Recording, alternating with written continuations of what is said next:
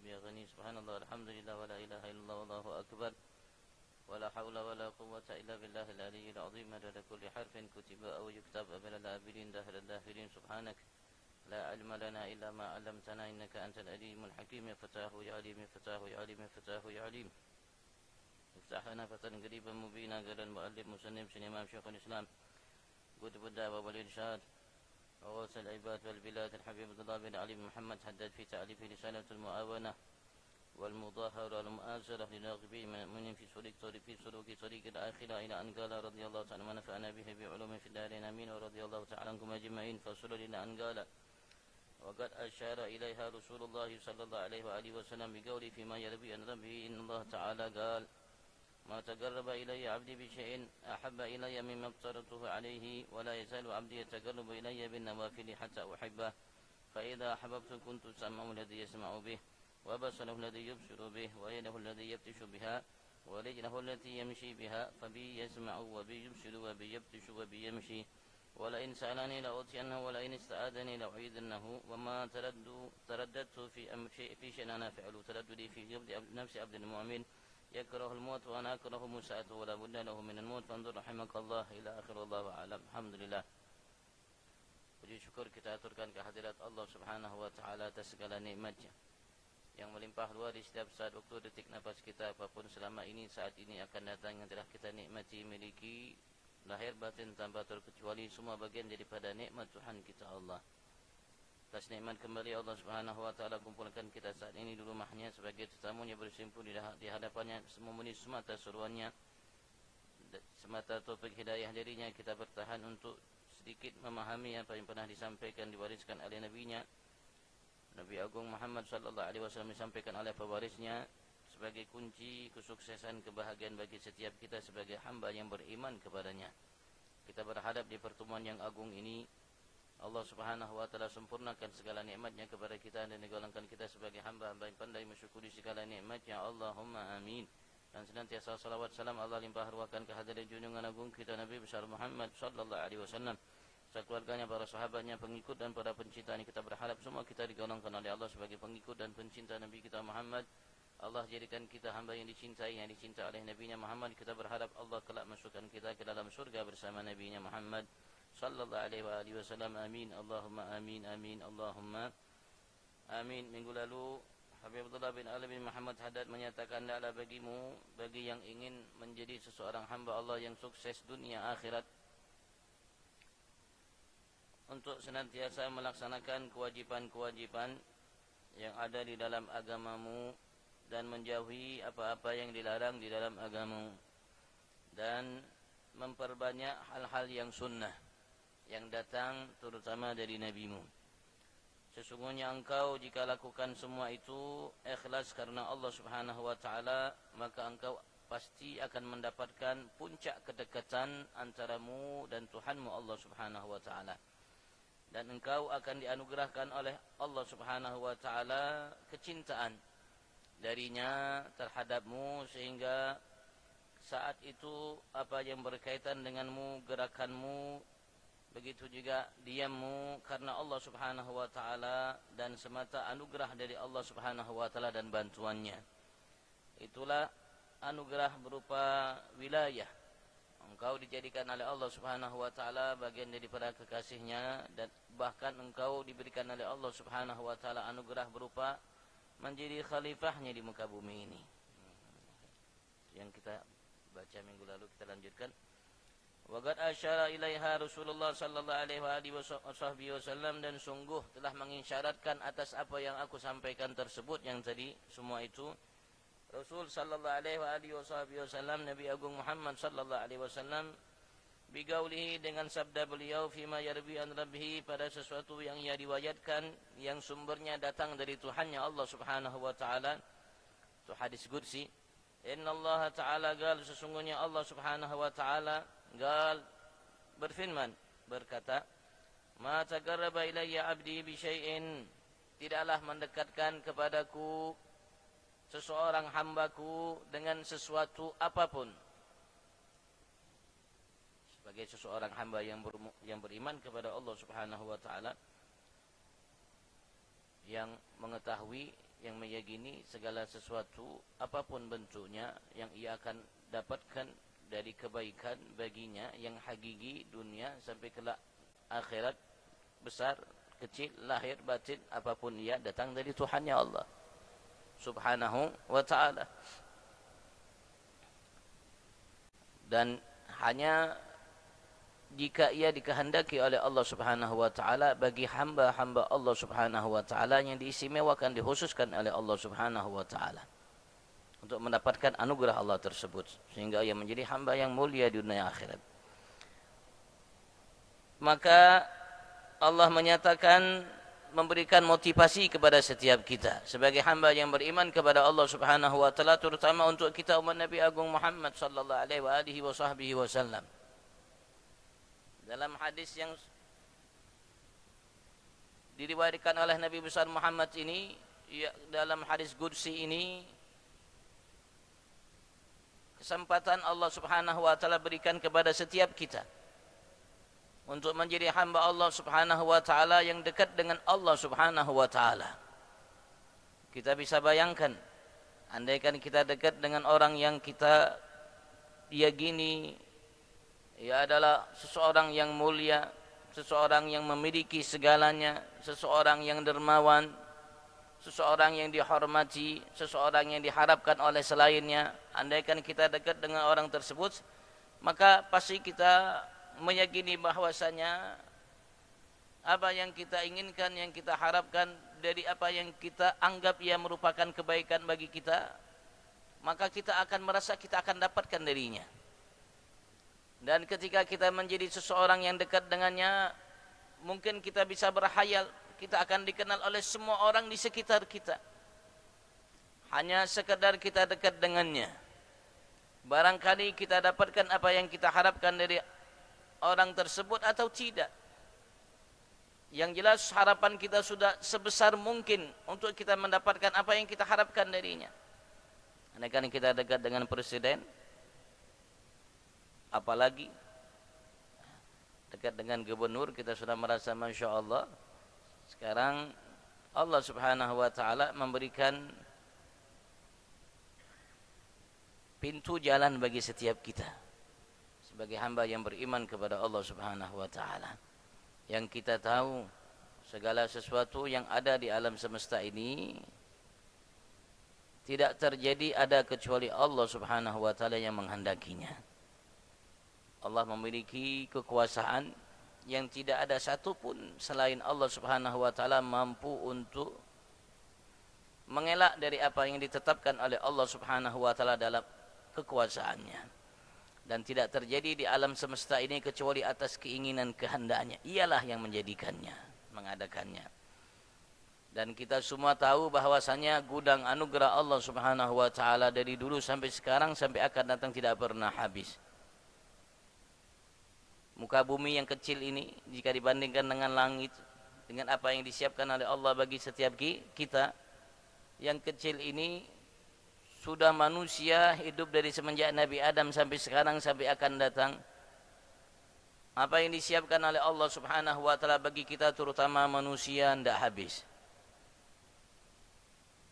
Padahal sudah ribuan generasi dari semenjak Nabi Adam sampai sekarang, dunia ini, muka bumi ini dinikmati, dikelola, diambil isinya dan lain sebagainya. Sampai sekarang tidak habis. Tidak ada manusia yang punya dunia seisinya. Yang jelas dunia seisinya bagi-bagi sudah dari semenjak Nabi Adam sampai saat ini sampai akan datang dan tidak habis. Bahkan ketika terjadi kiamat dunia masih tidak habis. Jadi gudang kekayaan yang dimiliki oleh Allah Subhanahu wa ta'ala di tempat yang kecil ini. Maka Allah Subhanahu wa ta'ala memberikan motivasi, membuka wawasan bagi setiap kita, bagi yang menginginkannya, untuk menjadi seseorang hamba yang beriman kepada Allah Subhanahu wa ta'ala, yang dekat kepada Allah. Dan itulah harapan bagi setiap yang beriman kepada Allah. Setiap seseorang beriman kepada Allah, hamba yang beriman kepada Allah, semakin kuat sempurna keimanannya, maka semakin kuat dan besar harapan untuk menjadi hamba yang paling dekat dengan Tuhannya Allah Subhanahu wa ta'ala. Ia tahu di dalamnya ada kemuliaan yang besar. yang akan didapatkan olehnya dunia sampai kelak di akhiratnya, dan di dalamnya kemuliaan yang hakiki. Tidak hanya sekedar kemuliaan yang semu, kemuliaan di dalamnya ada kemuliaan yang hakiki. Kemuliaan yang ada di sisi Allah Subhanahu wa taala, menjadi hamba yang dekat dengan Allah. Maka Allah Subhanahu wa taala menyatakan kepada setiap kita yang ingin dekat kepada Allah Subhanahu wa taala, alhamdulillah, Allah buka pintu buat setiap kita, dan Allah berikan kesempatan bagi setiap kita. Setiap yang beriman kepada Allah tanpa terkecuali, bahkan yang belum beriman saat ini kepada Allah Subhanahu wa taala, Allah bukakan bagi mereka pun kesempatannya. Selagi masih ada nyawa yang menyambung di badan, di tubuh kita, maka kesempatan itu belum ditutup oleh Allah Subhanahu wa taala. Tapi yang belum beriman kepada Allah Subhanahu wa taala, mereka tidak akan mendapatkan kesempatan itu kecuali melalui pintu iman kepada Allah Subhanahu wa taala. Tapi sekali lagi, kesempatan itu pun diberikan oleh Allah terhadap mereka. Tidaklah seseorang hambaku mendekatkan dirinya kepadaku dengan sesuatu, ucapan, perbuatan, tingkah laku, amal, dan apapun namanya, besar, kecil, lahir, batin, ahabba ilayya, yang lebih aku cintai, mimma aftaratu alaih, dari apa yang telah aku wajibkan terhadapnya. Jadi Allah menyatakan secara tegas dalam firman ini, itu hadis qudsi ini, bahwasanya Allah Subhanahu wa taala menegaskan bahwasanya yang diwajibkan oleh Allah, yang difardukan oleh Allah Subhanahu wa taala terhadap kita sebagai hamba Allah Subhanahu wa taala, baik itu wajib yang harus kita laksanakan, wajib yang harus kita jauhi, atau yang haram, itu merupakan sarana yang paling besar, yang paling tepat ide, dan sarana yang sudah diumumkan oleh Allah bagi setiap kita sebagai jalan untuk kita menjadi hamba yang dekat kepada Allah Subhanahu wa taala. Sarananya laksanakan semua yang menjadi perintah Allah Subhanahu wa taala yang wajib, jauhi larangan Allah Subhanahu wa taala yang harus kita tinggalkan. Sarannya, wala yazalu abdi yatagarrabu ilayya bin nawafili, tapi senantiasa seseorang hambaku yatagarrab, ia selalu berusaha saat ini sampai akan datang, seumur hidupnya, setiap saat, waktu, detik nafasnya, siapapun ia hambaku itu, tanpa pilah-pilih dari Allah Subhanahu wa taala. Alhamdulillah, tanpa pilah-pilih dari Allah Subhanahu wa taala, tanpa hanya golongan tertentu, keturunan tertentu, tempat tertentu, dengan ibadah tertentu, tidak.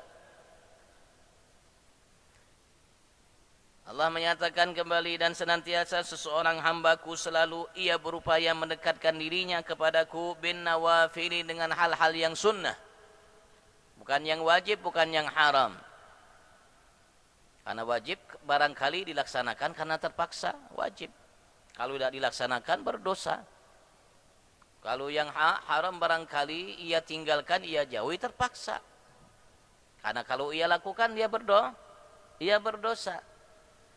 Tapi kalau yang sunnah, tidak seseorang hamba melakukannya kecuali karena pilihan, keinginannya, pilihannya. Karena ada paksaan. Kenapa? Karena kalau ia lakukan ia dapat pahala, kalau ia tinggalkan tidak berdosa. Dan jika dibandingkan pahala yang sunnah dengan yang wajib, maka besar pahala yang wajib, 70 kali lipatnya ketika kita laksanakan. Yang wajib 70 kali lipat yang akan kita dapatkan pahala dari yang sunnah. Maka ketika seorang mampu melakukan yang sunnah, yaitu itu adalah hasil dari keinginan, harapan yang kuat yang ia miliki untuk ia menjadi seseorang hamba Allah Subhanahu wa taala yang selalu dekat. Apapun ia, dengan kesadaran yang ada, yang penuh dari hatinya, dari jiwanya. Bukan karena terpaksa ia lakukan tersebut. Menunjukkan kecintaan yang ada dalam hatinya. Harapan yang besar yang dimiliki, yang berkobar di dalam dada jiwanya. Maka Allah Subhanahu wa taala berjanji kepada setiap kita, hatta uhibbahu, Sampai ada waktunya kata Allah Subhanahu wa taala, kalau ia selalu berusaha untuk mendekatkan diriku dengan yang sunnah, baik ucapan, perbuatan dan lainnya, setelah ia melaksanakan yang wajib menjauhi yang haram, ya percuma kalau orang yang melaksanakan yang sunnah kalau meninggalkan yang wajib atau melakukan yang haram, tidak akan diterima oleh Allah Subhanahu wa taala sunnahnya tersebut. Kalau ia meninggalkan yang wajib, melakukan yang haram, tidak, ia laksanakan semua yang menjadi kewajibannya, ia jauhi semua yang diharamkan oleh Allah dalam syariatnya untuk dirinya. Kemudian ia memperbanyak yang sunnah, hatta uhibbah, sampai ada waktu titik ketika Allah melihat kesungguhan kita, uhibbah, aku akan selalu mencintainya. Allah mencintai kita, bukan kita mencintai Allah. Allah mencintai kita. Kalau kita mencintai Allah, sudah suatu kewajiban bagi kita. Tidak ada yang kita miliki kecuali anugerah Allah Subhanahu wa taala, dan sedangkan Allah Subhanahu wa taala menjadikan setiap kita manusia suka, cinta, simpati kepada siapapun yang berbuat baik kepada kita. Siapapun mereka. Bahkan walaupun orang tidak baik, kalau ia berbuat baik kepada kita akan mencintainya, akan simpati dengannya. Kenapa? Karena ia berbuat baik kepada saya. Apapun tujuannya. Apapun tujuannya. Allah jadikan kita seperti itu tabiat kita. Maka Allah Subhanahu wa taala mengumumkan kepada kita, Allah akan mencintai kita, hatta uhibbah, maka aku akan selalu mencintainya. Allah cinta kepada kita. Dari banyak sekian hamba yang diciptakan oleh Allah Subhanahu wa taala, Allah Subhanahu wa taala siapkan kita untuk menjadi pilihan Allah Subhanahu wa taala untuk dicintainya.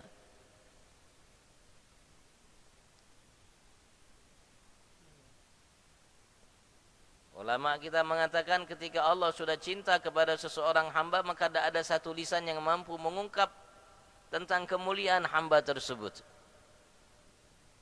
Tidak ada kalimat yang bisa menghantarkan seseorang untuk sempurna dalam mengungkap kemuliaan, keistimewaan, kelebihan hamba tersebut kalau ia sudah menjadi hamba yang dicintai oleh Allah Subhanahu wa taala.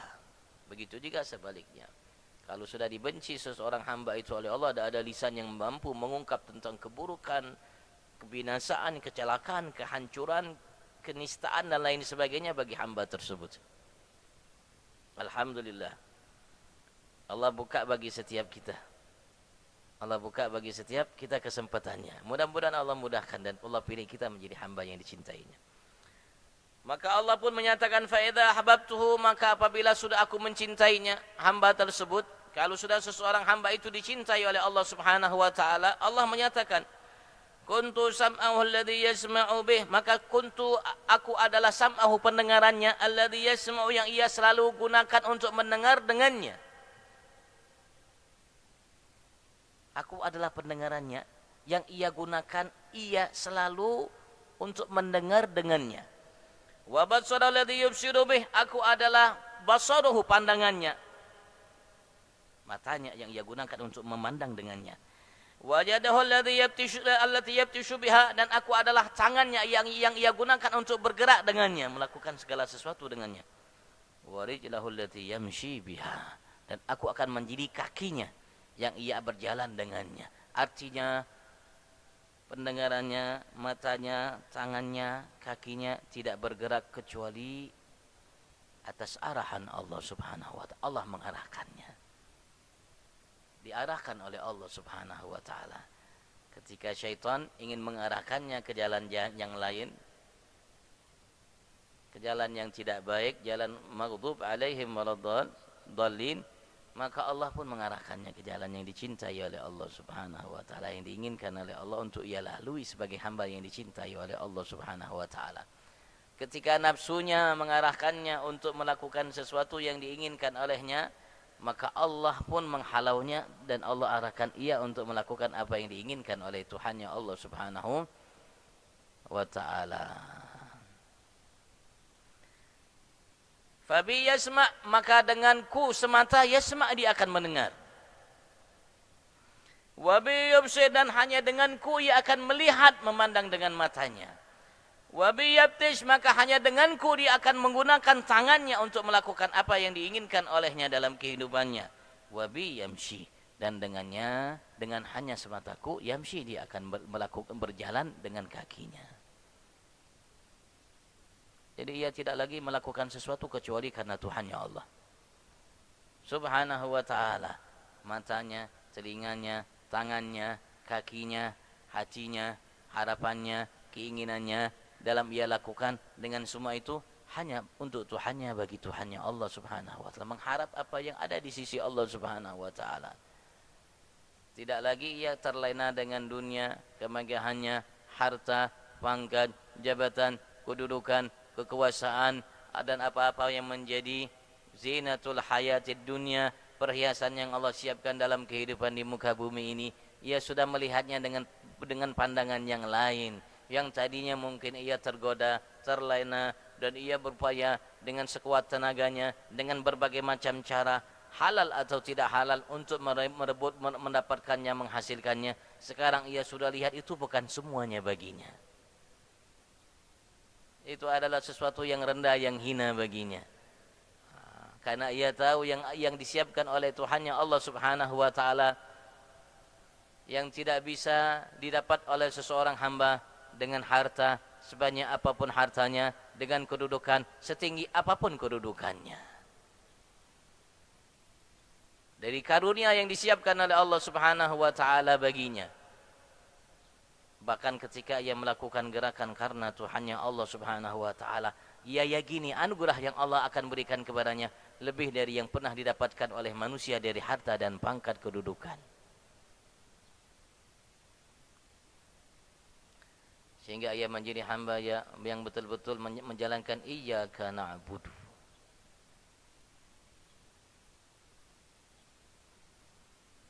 Kalau seseorang dekat dengan orang yang penguasa, yang kaya raya, yang dermawan, tidak perlu kita untuk meminta, ia sudah siapkan bagi kita apa yang menjadi kebutuhan kita. Bagaimana itu kalau kita menjadi hamba yang dekat dengan Tuhan kita Allah,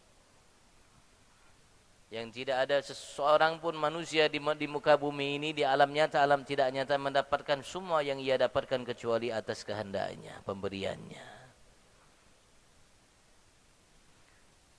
Maka Allah pun menyatakan, wala in sa'alani, dan sungguh betul-betul jika ia minta kepadaku, kata Allah. Allah tidak membatasi. Wala in sa'alani, dan sungguh jika ia minta kepadaku, Allah tidak membatasi apapun permintaannya. Artinya apapun yang ia inginkan dariku, la'utiyannahu, pasti sungguh aku akan benar-benar memberikan kepadanya apapun yang ia minta. Karena Allah tahu tidak mungkin ia minta macam-macam yang dilarang oleh Allah Subhanahu wa ta'ala. Pasti ia minta segala sesuatu yang diridai oleh Tuhannya Allah Subhanahu wa ta'ala, dari kebaikan baginya dan selainnya. Wala in ista'adani la'uidannahu, dan sungguh jika ia minta perlindungan kepadaku dari apapun yang ia inginkan aku lindungi ia darinya, la'uidannahu, pasti aku akan selalu melindunginya. Kalau Allah sudah melindungi seseorang hamba, tidak ada manusia dan tidak ada makhluk yang bisa mengganggunya kalau ia sudah dilindungi oleh Allah Subhanahu wa ta'ala.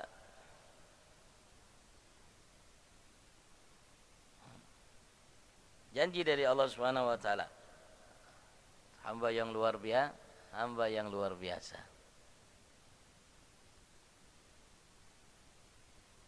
Mudah-mudahan Allah jadikan kita salah satu di antaranya. Dan sekali lagi ini kesempatan dibuka oleh Allah bagi setiap hambanya, baik untuk kita yang tinggal di sini atau untuk semua hamba dimanapun mereka tinggal. Wa ma taraddatu fi syai'in ana fa'iluhu, dan aku tidak taraddatu, bolak-balik ada tidak namanya ragu dalam sesuatu yang ana fa'ilu, aku akan lakukan iya sesuatu tersebut. Taraddudi fi qabdi nafsi abdil mu'min, seperti aku ragu bolak-balik dalam mencabut nyawa hambaku yang beriman.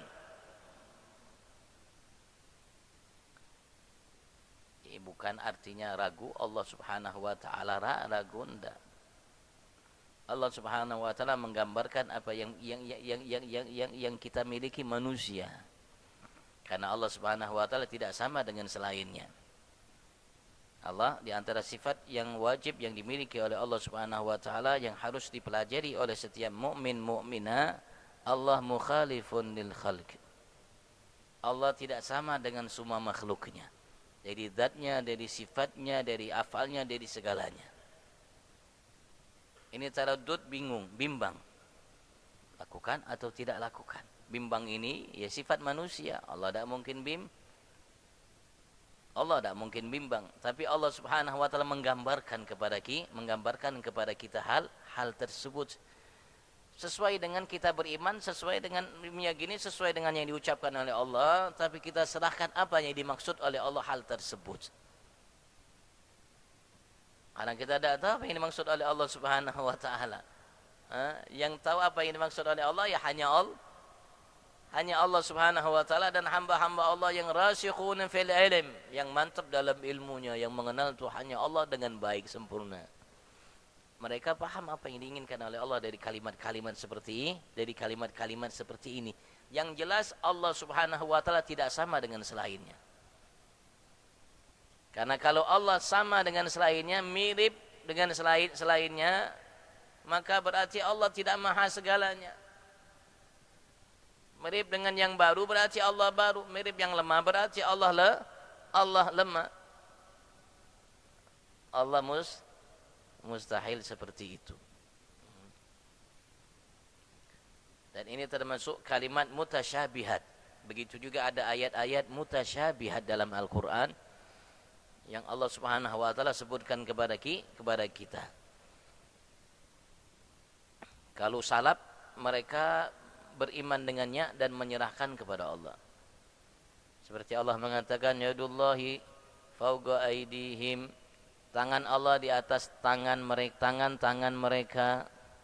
Tangan Allah, yadullah, tangan Allah, fawqa aydihim, di atas tangan mereka, tangan Allah. Allah menyebut itu, ya kita harus beriman, Allah sebut. Tapi hakikatnya yang dimaksud oleh Allah dengan yad, tangan Allah itu apa? Wallahu a'lam. Yang jelas sekali lagi sifat Allah yang wajib dimiliki oleh Allah, Allah tidak sama dengan selainnya. Allah tidak sama dengan selainnya. Karena tidak sama dengan selainnya, kita tidak bisa menggambarkan apa yang dimaksud oleh Allah dengan tangan bagaimana rupanya. Serahkan sama Allah Subhanahu wa taala. Yang jelas tidak sama dengan tangan kita manusia, tidak sama dengan tangan semua makhluk yang ada. Tidak sama dengan tangan kita manusia, tidak sama dengan tangan semua makhluk yang ada. Itu salaf. Kalau orang-orang khalaf setelah mereka mentakwil. Kenapa? Karena kadang manusia ingin mencari hakikat, ingin menggambarkan Allah Subhanahu wa taala sesuai dengan kemampuan akalnya. Padahal Allah Subhanahu wa taala tidak sama dengan selainnya. Dan banyak orang-orang yang ahli bid'ah sudah mulai komentar mereka tentang masalah-masalah seperti ini. Maka khalaf, orang-orang datang setelah mereka membutuhkan takwil. Mereka mentakwilkan kalimat itu. Tangan Allah maksudnya tangan itulah yang berkuasa untuk melaksanakan apa yang diinginkan oleh yang bersangkutan. Maka mereka mentakwilkan tangan Allah itu bantuan Allah. Selagi mereka berbaiat karena Allah, maka Allah akan selalu bantu mereka selagi mereka mau menjalankan baiat itu dengan Nabi-Nya Muhammad sallallahu alaihi wasallam. Seperti juga Allah mengatakan dalam firman-Nya,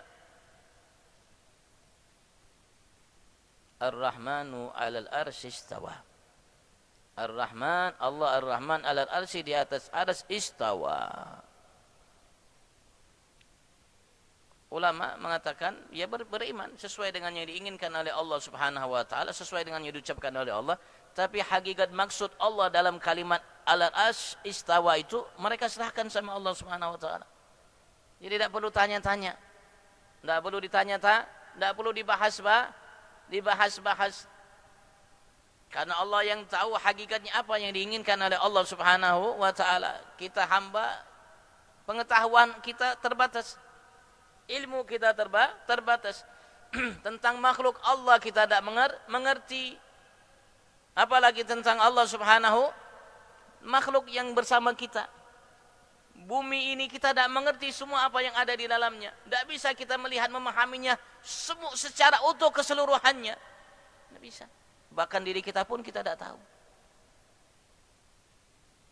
Bahkan diri kita pun kita tidak tahu, tidak paham apa yang terjadi saat kita makan di mana mengolah dan lain sebagainya, tidak paham. Bagaimana Allah Subhanahu wa taala untuk kita pahami, tidak bisa. Salaf mengatakan beriman diserahkan sesuai dengan Allah apa yang diinginkan oleh Allah dalam hal tersebut. Ya, karena ada orang-orang tertentu dari ahlil bid'ah, orang-orang yang tidak mengerti, memahami sifat-sifat yang wajib dimiliki oleh Allah, tidak kenal dengan Allah dengan baik. Mereka mengatakan Allah duduk di atas arasnya. Allah duduk, istawa itu duduk. Seperti kita duduk, saya duduk sini. Duduk itu kan sifat manusia. Sifat makhluk. Duduk. Berarti Allah sebelumnya berdiri mungkin. Barangkali setelah duduk Allah bisa berbaring. Banyak pikiran yang bercabang banyak nanti. Makanya Sayyidina Imam Malik bin Anas, seorang pencetus mazhab Malikiyah, ketika beliau duduk, maka ada seseorang jamaah yang bertanya kepada beliau tentang masalah kalimat ini, Ar-Rahman 'alal arsy istawa.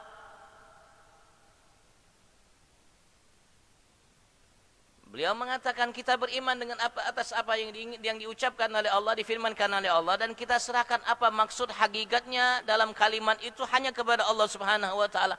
Allah yang Maha mengetahuinya. Ya, kita manusia makhluk ada batasan kita. Dan beliau mengatakan, dan soal bertanya tentang hal seperti ini hukumnya bid'ah. Bid'ah. Artinya para sahabat ketika datang ayat ini, ayat saya datang yang nyatakan tadi sebelumnya, mereka tidak bertanya kepada Rasulullah, apa yang maksud Ar-Rahman 'alal arsy istawa. Mereka tidak bertanya. Mereka paham. Tidak seperti yang mereka bayangkan tentang makna tersebut. Karena sekali lagi Allah tidak sama dengan makhluknya.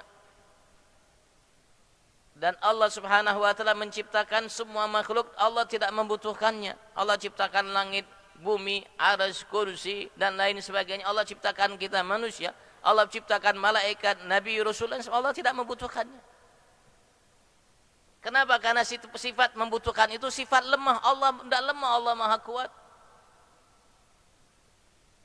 Ya Hayyu ya Qayyum, berdiri dengan sendirinya, tidak membutuhkan selainnya. Kalau ada yang mengatakan Allah duduk di arsy, berarti seakan-akan Allah membutuhkan arsy-Nya sehingga Allah ingin duduk dengannya. Berarti ia telah melecehkan Allah yang mengatakan itu, yang memahami kalimat itu atas firman Allah Ar-Rahman 'alal arsy istawa, telah melecehkan Allah, menganggap Allah itu lemah. Karena yang duduk berdiri baring itu bukan Allah Subhanahu wa taala, kita terutama manusia. Karena kita makhluk yang lemah. Jadi tadi kita berdiri sebentar, karena uyuh berdiri kita duduk, uyuh kita duduk, capek kita duduk, kita mau berbaring. Allah Subhanahu wa taala tidak berdiri, Allah tidak duduk, Allah tidak baring. Kenapa? Karena namanya berdiri, duduk, baring itu ciptaan Allah Subhanahu wa taala, dan Allah tidak membutuhkan ciptaannya. Bagaimana kondisi Allah? Wallahu alam.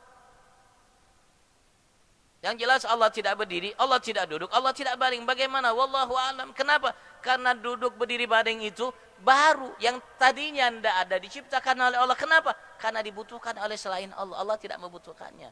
Yang membutuhkannya selain Allah, terutama kita manusia. Ini namanya ayat mustabihah.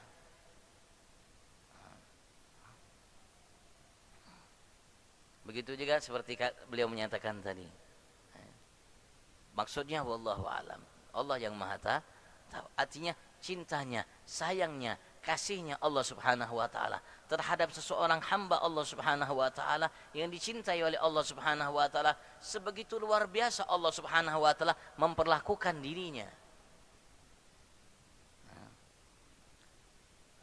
Dan aku tidak taraddad bimbang untuk menamanya aku lakukan sesuatu terhadap seseorang hamba yang kucintai tersebut seperti aku bimbang dalam mencabut namanya jiwa seorang hambaku yang beriman yang dicintai oleh Allah tersebut. Yakrahul mauta wa ana akrahu musa'atahu. Ia tidak suka dengan kematian, tidak menyukainya, dan aku tidak suka untuk berbuat yang tidak baik terhadapnya. Wala budda lahu minal maut, tapi harus baginya dari kematian. Namanya manusia dan makhluk harus mati, Bang. Siapapun mati. Orang sebelum kita mati, Nabi Rasul mati, raja-raja Fir'aun mati, dan semua mati. Kita pun akan mati. Tapi kematian seseorang hamba yang beriman dicintai oleh Allah itu indah. Lebih dari yang kita bayangkan. Lebih dari yang kita bayangkan keindahannya. Sampai ada ulama mengatakan andaikan hanya sekedar ketika ia ingin mati, dari amal yang ia lakukan seumur hidup siang malam itu hanya yang diberikan oleh Allah balasannya kalimat ya ayyatuhan nafsul mutmainnah turji'i ila rabbiki radiyatan mardiyah fadkhuli fi ibadi wadkhuli jannati, cukup balasan itu baginya. Kenapa? Karena begitu indah namanya kematian bagi hamba yang dicintai oleh Allah Subhanahu wa taala. Lebih dari yang kita bayangkan keindahannya. Ya kan. Fandur rahimakallah wallahu alam. Kalau ada yang ingin ditanyakan, fadhal.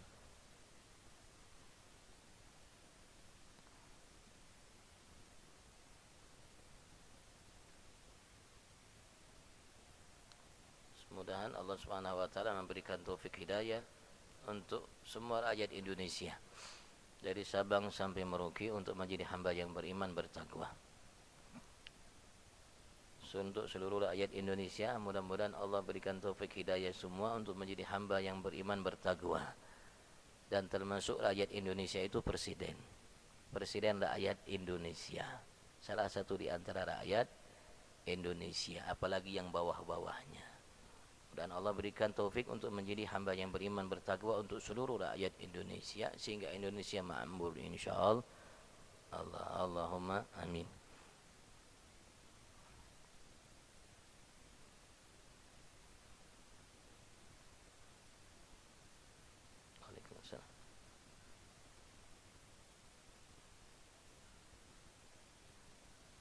Itu ada ilmun hayat sama basor. Kemudian di yang terakhir itu ada aliman samian basiron mutakaliman. Itu apa Ustaz? Bedanya apa Ustaz? Terima kasih. Namanya itu sifat ma'nawiyah dan sifat ma'ani, sifat ma'ani dan sifat ma'nawiyah. Ya, khilaf antara ulama ya mengenai masalah itu. Ada yang mengatakan cukup Allah sami, ya, sudah cukup. Sama basar, gudrat, iradat cukup. Tidak perlu gedir, murid, mutakallim dan lain sebagainya. Tapi ada yang mengatakan bahwasanya ya ulama ini ya tidak merasa cukup dengan hal seperti itu. Mendengar. Sama pendengaran. Berarti Allah sami, mendengar.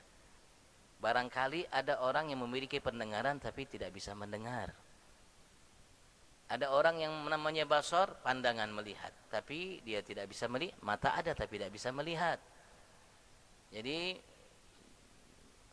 namanya basir, sami, mutakallim itu penegasan bahwasanya ada memang zat yang mendengar itu, ada memang zat yang melihat itu dan seterusnya.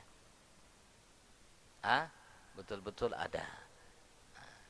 Tapi ada sebagian cukup aja sama, berarti sudah Allah itu maha mendengar, sudah cukup, namanya tidak perlu ditambah sami. Harus ada objeknya. Yang mana yang maha mendengar tersebut. Cukup namanya sama, namanya basar, namanya melihat, mata, melihat, mendengar, menginginkan, berkehendak, gudrat. Tidak perlu gedir, maha, Wallahu a'lam. Terima kasih Ustaz. Sekali lagi saya tegaskan, cuman memberikan masukan ilmu ya. Dalam madhab, setiap madhab yang ada 4, khilaf antara mereka tentang mengenai masalah waktu yang dilarang untuk kita sholat. Sekali lagi saya pernah menyampaikan, saya sampaikan lagi. Mungkin minggu lalu saya sampaikan, biar kita berbuat itu tahu dasarnya, jangan berbuat ikut-ikutan. Dalam syariat Nabi besar Muhammad melarang kita untuk melaksanakan sholat di 5 waktu. Sholat di 5 waktu dilarang oleh Rasulullah. Khilaf antara umat, ada yang mengatakan larangan haram, makruh dan lain sebagainya. Yang jelas Rasulullah menyebutnya, dan ini merupakan pendapat madhab yang ada. Mereka mengatakan di antara 5 waktu yang dilarang habis sholat subuh. Habis sholat subuh, kita habis sholat subuh, misalnya kita sholat subuh di jam 5, dilarang habis sholat subuh. Habis sholat subuh itu kita dilarang untuk melaksanakan sholat. Sampai kapan? Sampai matahari terbit. Pertama. Yang kedua, dari matahari terbit dilarang kita untuk sholat. Sampai kapan? Sampai matahari naik. Sekali lagi saya hanya sekedar mengingatkan. Ya, setelah itu terserah antum mau berbuat.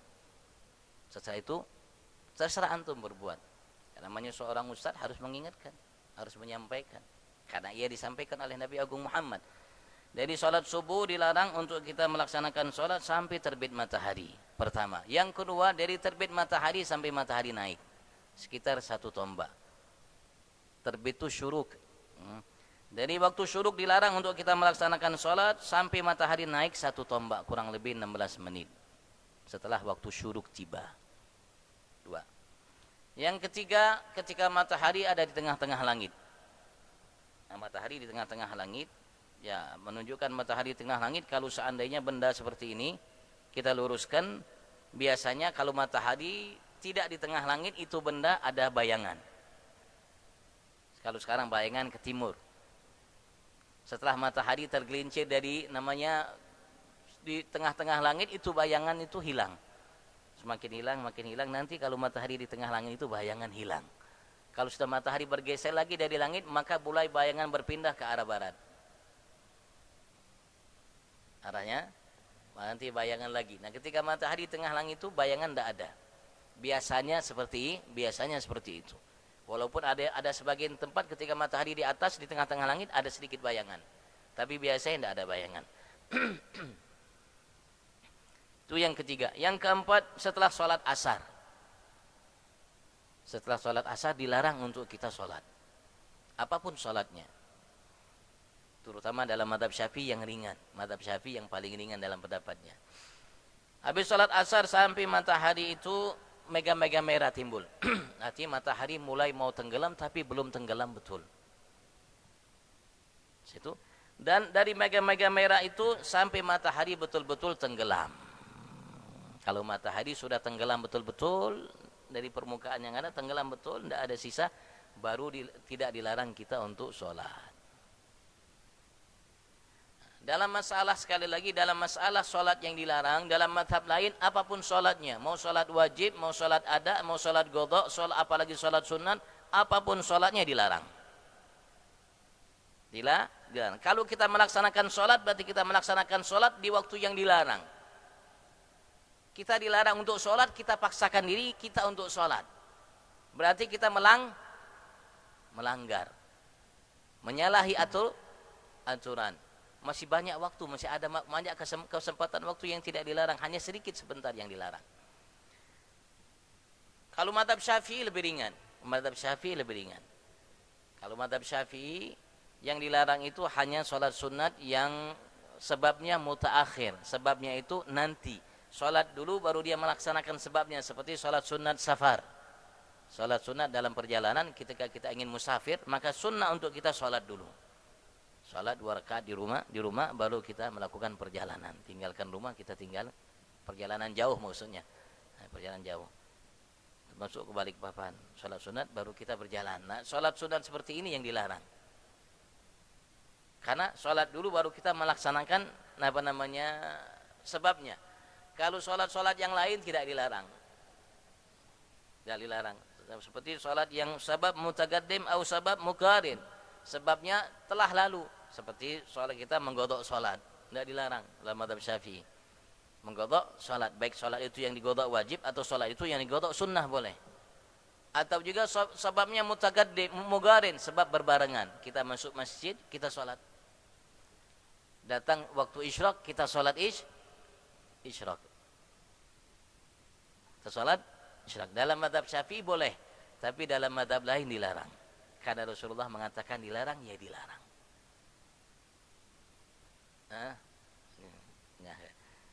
Saya cuma menyampaikan itu agar kita tahu dan paham. Dan ini masalah bukan hanya dalam mazhab Syafi'i, semua mazhab. Makanya ulama-ulama kita dalam mazhab Syafi'i, karena ini Rasulullah melarang, sehingga mereka melakukan sholat itu mereka pilih di waktu yang tidak dilarang. Agar mazhab A, mazhab B, mazhab C juga mengatakan sholatnya sah di waktu yang tidak dilarang. Sholatnya tidak melanggar aturan. Seperti itu. Kalau memang kita bisa lakukan seperti itu yang lebih baik. Lebih baik. Makanya ada kalimat dalam mazhab kita namanya al-khuruj minal khilaf. Keluar dari khilaf. Kita keluar dari khilaf. Namanya al-khuruj minal khilaf. Dan itu termasuk salah satu yang ada dalam namanya syariat kita. Kalau memang kita bisa lakukan seperti itu, ya alhamdulillah, lebih baik. Kalau tidak, ya tidak jadi masalah. Artinya kita tidak melarangnya, tidak mengatakan haram sholatnya dan lain sebagainya. Kenapa? Karena dalam mazhab Syafi'i dibolehkan. Cuman ya kita ngasih masukan agar yang berkaitan bersangkutan mengerti. Dan kalau memang ya tidak puas dari saya, ya antum tanyakan lagi sama ustadznya, ustadz yang lain, kepada guru yang lain, kepada ustadz yang lain yang betul-betul mengerti, yang betul-betul paham. Tanyakan yang betul-betul mengerti, paham kepada mereka tentang masalah 5 waktu yang dilarang secara syariat oleh Rasulullah untuk kita sholat. Kalau memang kita dapat balasan, terserah kita, bang. Terserah, itu pilihan kita untuk melakukannya. Pilihan kita. Yang namanya sholat, ya baik, bang. Namanya sholat baik, tapi kalau bisa kita di samping baik, kita juga harus sholat di tepat pada sasarannya. Sehingga ulama mengatakan semua sholatnya benar di waktu yang memang dibolehkan baginya untuk melaksanakan sholat. Wallahu a'lam. Mudah-mudahan Allah Subhanahu wa taala sehat afiatkan jasmani rohani kita. Mudah-mudahan Indonesia sehat insyaallah. Dari rakyat yang paling tinggi status sosialnya presiden sampai rakyat yang paling rendah status sosialnya, mudah-mudahan sehat afiat insyaallah. Selalu sehat insyaallah. Sehat hatinya, sehat jiwanya, sehat pikirannya, sehat lahirnya, sehat batinnya. Sehat semua insyaallah keinginan harapannya. Dan mudah-mudahan apapun menjadi hajat kita dari kebaikan dunia, mudah-mudahan Allah Subhanahu wa taala kabulkan, berikan, diiringi berkah dari Allah Subhanahu wa taala. Mudah Allah jadikan kita hamba yang sukses dunia akhirat fi afiyah wa ila hadratin nabi sayyidina Muhammad sallallahu alaihi wa alihi wasallam. Al-Fatihah.